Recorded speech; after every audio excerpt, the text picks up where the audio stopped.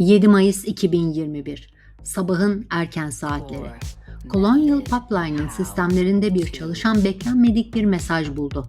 Dosyalarınız şifrelendi. 6 gün sonra Amerika'nın doğu yakasındaki benzin istasyonları kapandı. İnsanlar plastik bidonlarla yakıt taşıdı. Başkan Biden ulusal acil durumu ilan etti.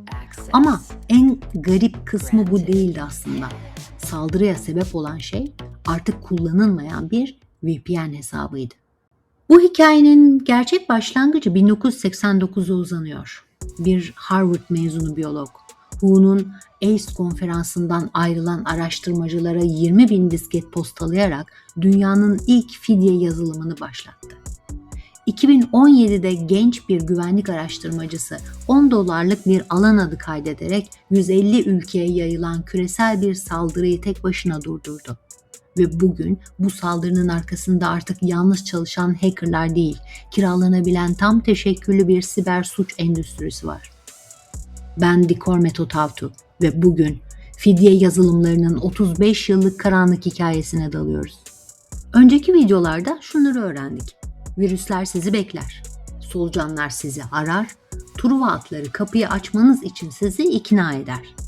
Fidye yazılımı ise bunların hepsini tek bir amaç için birleştirir. Dosyalarınızı kilitlemek ve sizi ödeme yapmaya zorlamak.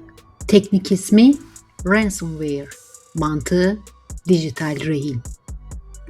Ama bu fikrin doğduğu yere gitmek için 1989'a dönmemiz gerekiyor. Dr. Joseph Papp, Harvard mezunu bir evrimsel biyolog. WHO ile AIDS araştırmaları yapıyor ve aklına şu çok tuhaf bir fikir geliyor. WHO'nun Stockholm'deki uluslararası AIDS konferansına katılan araştırmacılara 20.000 disket postalıyor. Üzerinde yazıyor: AIDS bilgi disketi, eğitim amaçlı. Araştırmacılar disketi takıyor, program açılıyor, güvenilir görünüyor, içinde AIDS riski hesaplayan bir anket programı var. Ama bilgisayar 90 kez yeniden başlatıldıktan sonra dosya isimleri kayboluyor. Sistem kullanılamaz hale geliyor ve ekranda bir mesaj beliriyor. Lisansınız sona erdi. $189 ödemek için Panama'daki şu adrese mektup gönderin. Panama? Posta yoluyla? 1989'da. Kurbanların büyük çoğunluğu tıp araştırmacısıydı. Çoğu panikleyip sabit diskini sildi. Paha biçilemez AIDS araştırma verileri yok oldu. Bob yakalandı ama o dönemde bu suç için neredeyse hiçbir yasa yoktu. Mahkeme süreci hiçbir zaman net bir kararla bitmedi. İşte tam da bu sessizlik ilerleyen yıllarda çok pahalıya patladı. Peki bu yazılımlar teknik olarak nasıl çalışıyor? Şifrelemeden bahsediyoruz ama basit bir şifreleme değil. Modern fidye yazılımları 2 katmanlı bir kilit kullanır. Dosyalarınızın kilidi değil, kilidin anahtarı bile kilitlenir. Anahtarın anahtarı yalnızca saldırganda. Siz ödemeden o kilit açılmaz. Ve Bitcoin bu modeli mükemmelleştirdi. İzlenemez, iade edilemez, sınır tanımaz ödemeler. Artık saldırgan dünyanın öbür ucunda oturabilir. Siz ödüyorsunuz, o alıyor. Kimse görmüyor. Ve 2017 WannaCry. Bu bir fidye yazılımının nasıl küresel bir felakete dönüşebileceğini gösterdi. Eternal Blue, NSA'nin geliştirdiği sonra çalınan bir siber silah. Windows'un SMB açığını istismar ediyordu. 12 Mayıs 2017 sabahı saat 4'te ilk enfeksiyon tespit edildi. Birkaç saat içinde 150 ülkede 300.000'den fazla bilgisayar kilitlendi. İngiltere'nin ulusal sağlık sistemi çöktü.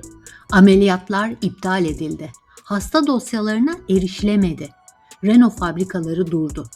Ve o gün herkes paniklerken Marcus Hutchins adında 22 yaşındaki bir güvenlik araştırmacısı kodun içinde ilginç bir şey fark etti. Solucan çalışmadan önce belirli bir alan adına bağlanmaya çalışıyordu. O alan adı kayıtlı değildi. Hutchins ne yaptı? O alan adını satın aldı $10.69 ödedi ve WannaCry durdu. Küresel bir felaketi $10 bir alan adı saldırının yayılmasını durdurdu. Ama zaten bulaşmış makineler etkilenmişti bile. Hasar çoktan başlamıştı. Bundan bir ay sonra çok daha karanlık bir şey geldi. NotPetya. Görünüşe göre fidye yazılımıydı. Ekranda fidye notu çıkıyordu. Para istiyordu.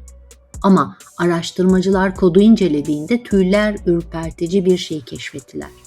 Şifreleme anahtarı ile kurban kimliği arasında hiçbir bağlantı yoktu. Yani saldırgan istese bile dosyaları geri veremezdi.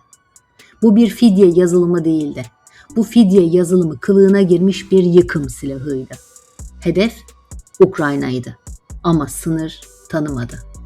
Dünyanın en büyük nakliye şirketi Maersk, ilaç devi Merck, lojistik şirketi FedEx. Toplam zarar $10 milyar. Kod para için değil, kaos için yazılmıştı.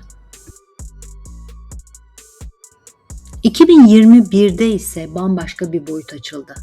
7 Mayıs 2021. Colonial Pipeline, Amerika'nın en büyük yakıt boru hattı. DarkSide adlı bir grup sisteme sızdı. Nasıl? Ele geçirilmiş tek bir şifre.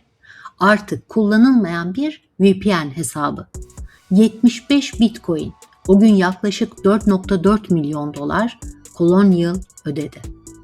Ama FBI bu paranın 64 Bitcoin'ini geri aldı ve DarkSide'ın operasyonu kapattığı söylendi.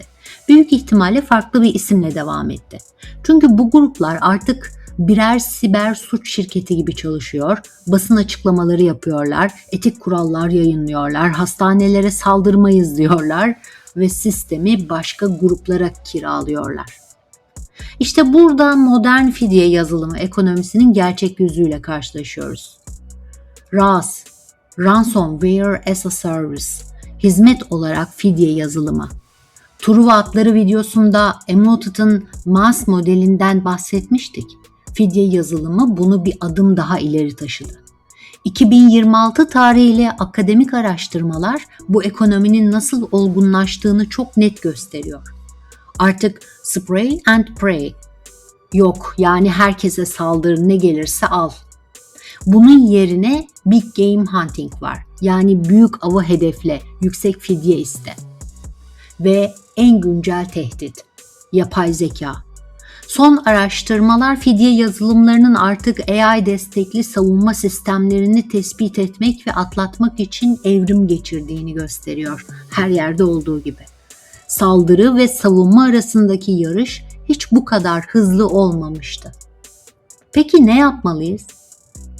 Önceki videolarda anlattığım temel kurallar burada da geçerli.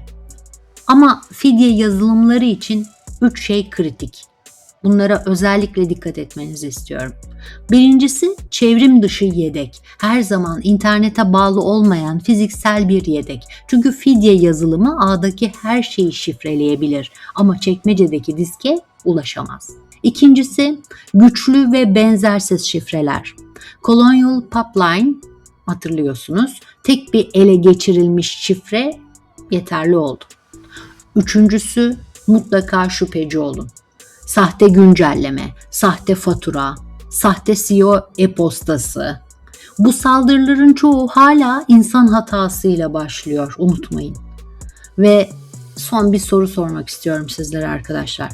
Bu saldırıların arkasında artık yalnız çalışan hackerlar yok, görüyorsunuz.